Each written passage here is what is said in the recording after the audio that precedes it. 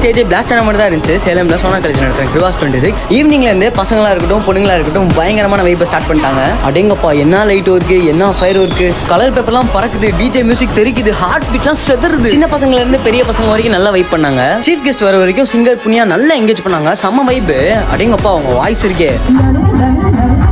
துஷாரா விஜயன் ஸ்டேஜுக்கு வந்தோடனே யப்பா கிரௌட்ல என்ன எனர்ஜி. அதுலயும் காலேஜ் பையன் ஒருத்தன் Arjun second year artificial intelligence. அந்த பையன் யாருனாலும் இங்க மேல வாங்கப்பா.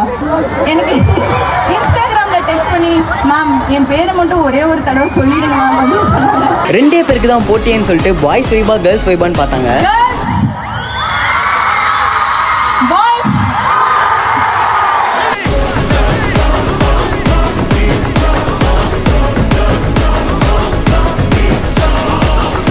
ஓவரால் அந்த நைட்டை மறக்கவே முடியாது.